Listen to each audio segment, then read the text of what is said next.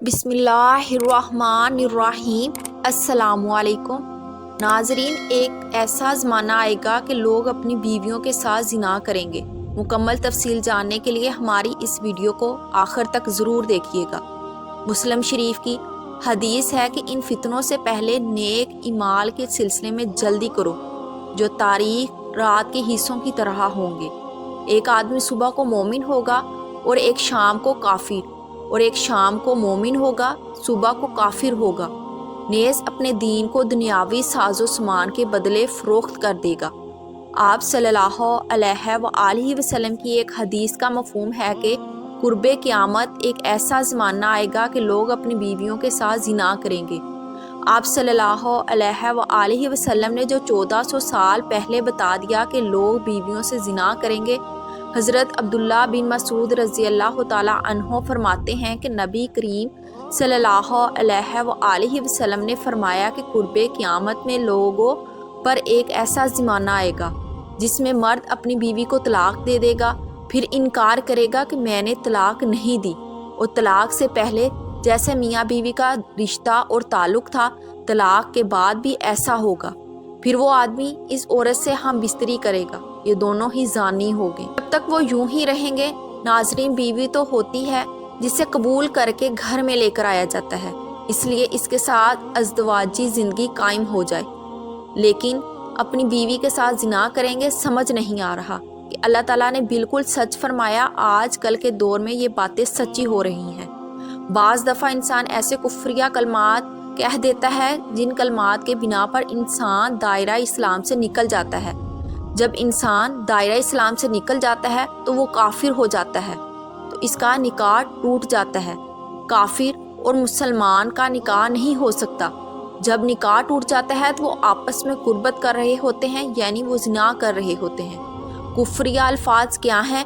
और जिन अल्फाज में ज़ुर्रियाते दीन में से किसी बात का इनकार या इतराज़ हो, या हुक्म इलाही को तब्दील करके बयान किया जाए, या दीन की किसी बात का हुक्म का मजाक उड़ाया जाए, किसी नबी की तौहीन की जाए, गुस्ताखी की जाए, जिनके कहने से इंसान दायरा इस्लाम से निकल जाता है और अपनी बीवी से ज़िना कर रहा होता है।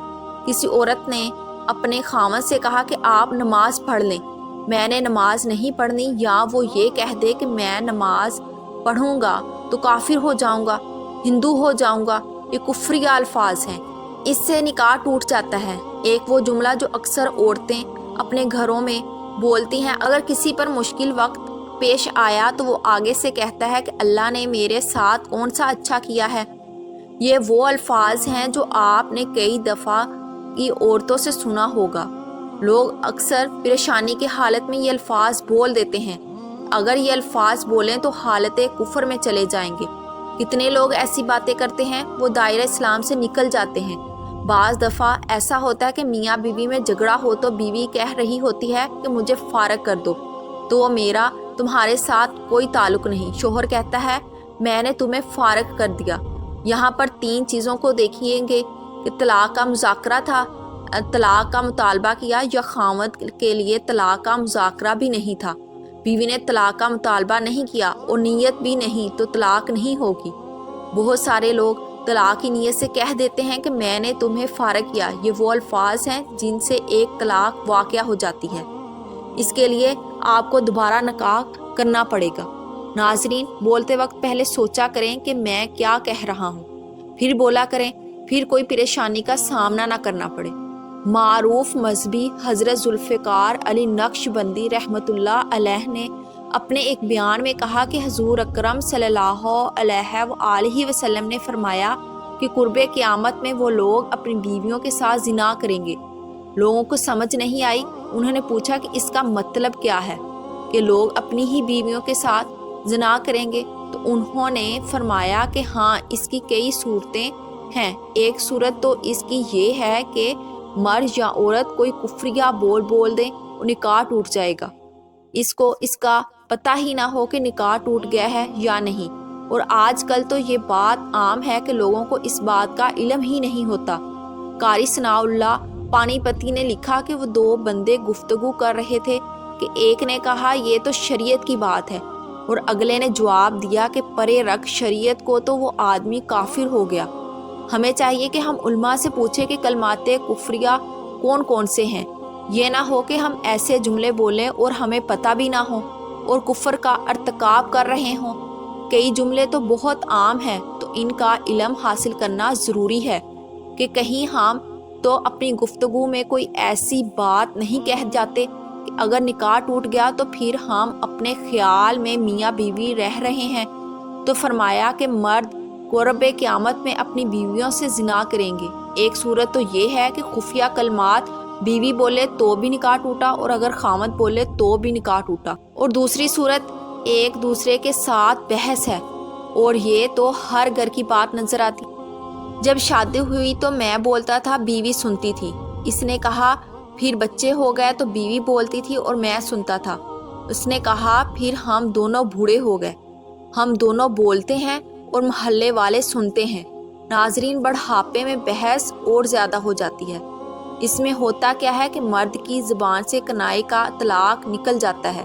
کنایا اس سے کہتے ہیں کہ لفظ کو طلاق والا نہیں ہوتا، لیکن بات ایسی کہہ دی جاتی ہے جس کا مفہوم طلاق والا نکلتا ہے، تو اس کو کنائے میں طلاق کہتے ہیں۔